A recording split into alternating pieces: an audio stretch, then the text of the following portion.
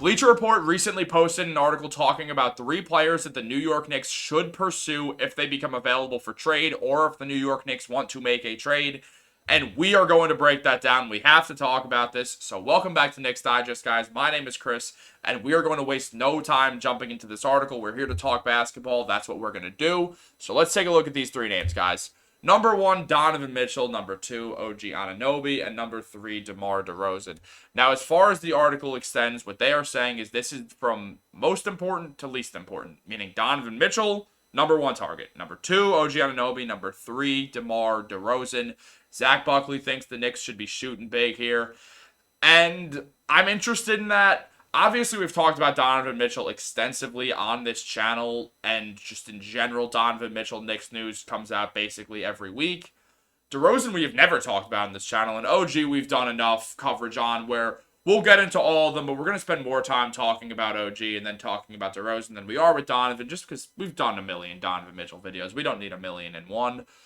But just to break down the Mitchell thing real quick, basically the whole article, when it pertained to the Knicks, was talking about Donovan Mitchell.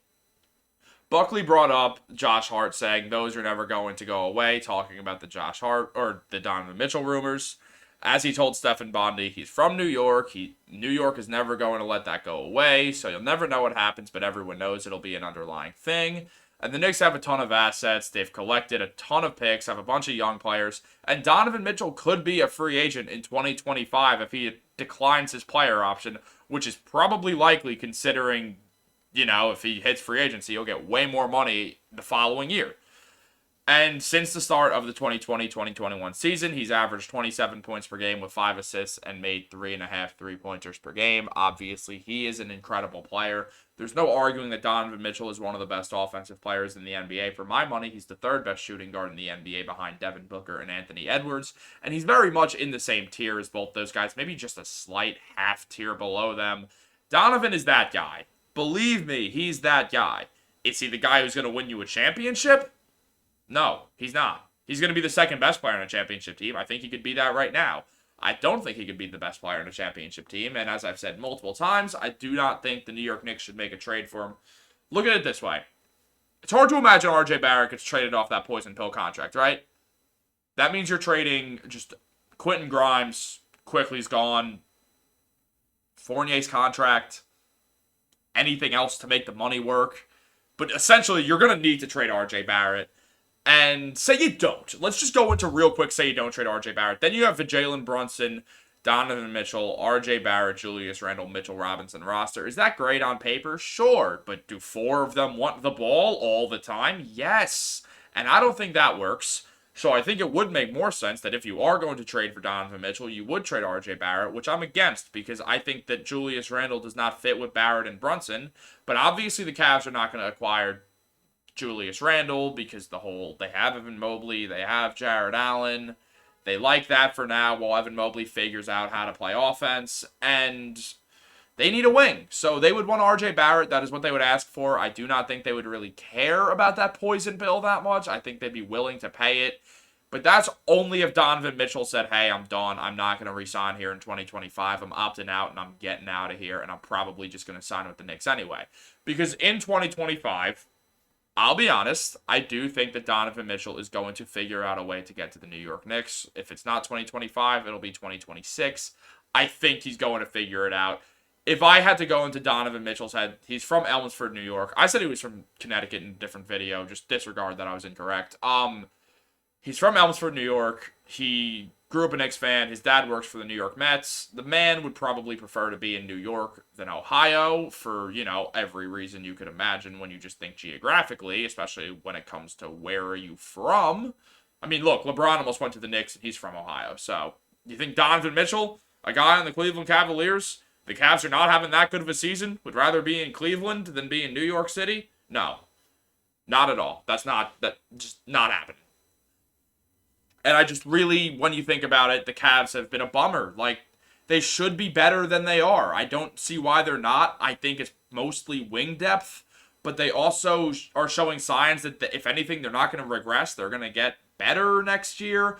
Because Darius Garland has had an real start to this season in a bad way. He's just not been very good. I don't think that's going to hold up. He clearly is a very talented player, so I don't think that's going to stay that way. Evan Mobley, at some point, it's hard to imagine he's never going to figure the offensive thing out. And I think at that point, they're going to be able to trade Jarrett Allen and put some wing next to Donovan Mitchell. And then put Mobley at center, find a power forward you could sign, and then the Cleveland Cavaliers, and this is again imagining that Mobley has developed an offensive game to some degree, then they're a dangerous team who probably will have gotten better. But as of right now, they've been a massive disappointment, and that has been a big problem for them. And I really just think that if the Knicks want Donovan Mitchell, you hold out, you wait till free agency, you know that he wants to be there, you could figure it out through a sign and trade. I think that is the move for the New York Knicks.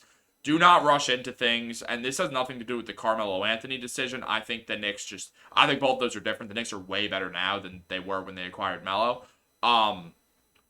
And I just think it would make no sense to trade for Donovan right now. I don't see the point in it. I don't think he would fit with the roster the same way that I don't think Julius Randle would. And I also don't think Julius Randle and Donovan Mitchell would be New York Knicks teammates. I could see Julius Randle being off the Knicks in 2026. However, I digress. Let's finish up this Donovan Mitchell talk and just sort of move on to the next part of this video. We've talked about Donovan enough. And what Buckley had to say is that if Mitchell isn't available, as we know, Cleveland has been disappointing, but they're not a disaster. Things could obviously improve. Then New York could shift its focus to Anunoby, shift its focus first to OG Anunoby, an ideal fit for the 3-and-D archetype. And then DeRozan, just offensive weapon with a proven ability to perform in the clutch. I would love OG Anunoby on the Knicks. I think it would make all the sense in the world to try to go for OG Anunoby, except for the problem that there's a lawsuit going on between the New York Knicks and the Toronto Raptors, which this channel has covered. Make sure to check those videos out. They get no views, guys. I thought the sports law videos would be pretty interesting, but I guess not. It is what it is. It's okay. You guys all like what you like, and that's fine. But yeah, when you look at this, OG Anunoby doesn't demand a ton of shots. He would instantly be the best on-ball defender on the Knicks. The Toronto Raptors should really blow their entire team up because they are not good enough to contend, and I don't see why they are continuing to try. You're playing Scotty Barnes at a different position than he should be playing. He should be the power forward. You should send Pascal Siakam to literally anywhere else, and also move on from any other player who's not that young, including OG Anunoby, who's going to become a free agent, and it sounds like he isn't too happy up in Canada. And maybe he'll move to a different team, and then you won't get anything for him. So I think it's important that the New York Knicks could make a move for OG. However, there's the lawsuit. Masai Ujiri doesn't like the Knicks as it is. The Knicks sued the Toronto Raptors. James Dolan stepped down from his board of governors position or whatever. And there's just been a whole lot of a mess that's going on between the Knicks and the Raptors. So that trade is never going to happen. It's the same thing as Donovan Mitchell in a way where it's like, if you're going to get him, you're getting him in free agency. I could see the Knicks and the Cavs actually making a trade because they don't have a lawsuit going on. But as long as there's a lawsuit between the Knicks and the Raptors, there's beef between them. They're never going to negotiate a trade. They're never going to talk. There is a rivalry between Leon Rose and Masai Ujiri now, so don't get it twisted. Ever since Ikechukwu Azatam allegedly stole a bunch of files and allegedly gave them to the Toronto Raptors head coach Darko Rajakovic, along with 11 other people who work for the Raptors staff. I do not believe that the Knicks and Raptors will engage in any sort of trade talks at all. So that leaves one more guy, and that guy is DeMar DeRozan. Now, we have never talked about DeMar DeRozan on this channel, so this is fun. However, I'm just going to go right out and say it. If I don't want Donovan Mitchell, a guy who's known to not be a great defender, but be a great offensive player, who's an isolation player, who, would not exactly fit with Jalen Brunson and RJ Barrett and Julius Randle, despite the fact that he's very clutch and explosive and can take over a game, especially in a fourth quarter. Why would I want DeMar DeRozan on the New York Knicks? A guy who's older and a guy who cannot shoot the ball. Let's just take a quick look at some stats real quick, guys.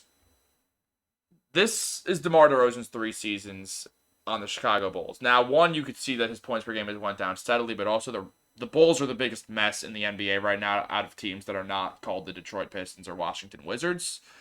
They are refusing to tank, even though it makes no sense. They should absolutely trade DeRozan. They should trade Levine. They should trade Vucevic. They should trade Caruso. They should trade basically everyone outside of Patrick Williams.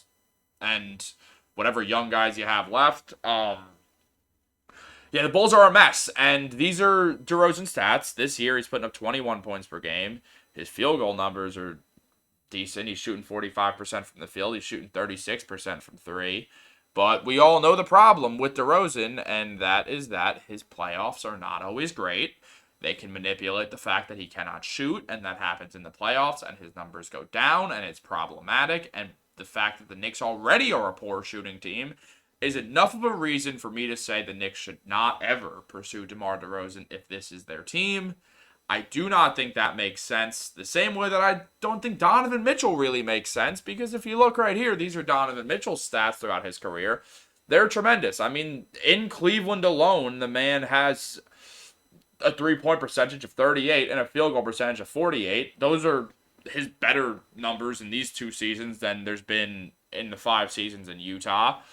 But then if you move over a little bit and just see that in the playoffs, Donovan Mitchell's numbers consistently have gone down. And in the playoffs as a whole, he only shoots 36% from three, including the last 2 playoffs he's been in where he shot in the 20s, both 21% in his final season in Utah, where he lost in the first round to Jalen Brunson, and then 29% in Cleveland when he lost to Jalen Brunson, both times in the first round, of course. Let's go, JB.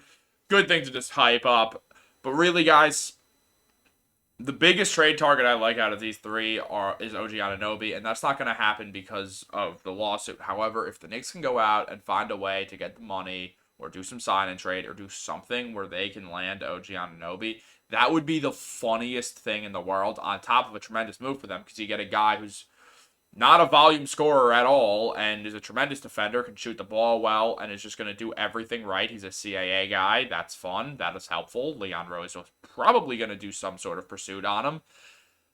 But outside of that, I have no interest in DeMar DeRozan. I think he could go somewhere and be a very helpful player. That team is not the New York Knicks, and with Donovan Mitchell, I'd say wait till 2025. You know he wants to come here already. Don't give up the farm for him if you don't have to. You could get away with a lot less in a sign and trade. Sign and trades are never even.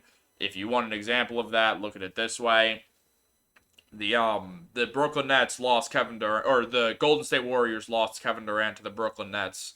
It was a sign and trade. In return, the Golden State Warriors got a top 3 protected pick from the Brooklyn Nets the following year, I believe. And then they got D'Angelo Russell. For Kevin Durant, that is. That's obviously not a trade that would ever just happen. But because it was a sign and trade, it's not going to be even. And that's essentially what the New York Knicks should focus on if going for either OG Anunoby or Donovan Mitchell. And thank you so much for tuning into this video, guys. Love making trade videos. It's always so fun to talk trades. I love seeing the comments. Definitely engage down below. Let me know what you think. I literally read every single comment. I try to shout some out in videos. I'll give a shout out to one right now. Someone said that with Donovan Mitchell and Jalen Brunson, if you're going to pair them up together, you need to surround that team with defense. And that's absolutely correct. So thank you for commenting down below to all you guys, and thanks for liking the video. Subscribe, it means the world to me, and I will catch you on the next one. Go Knicks.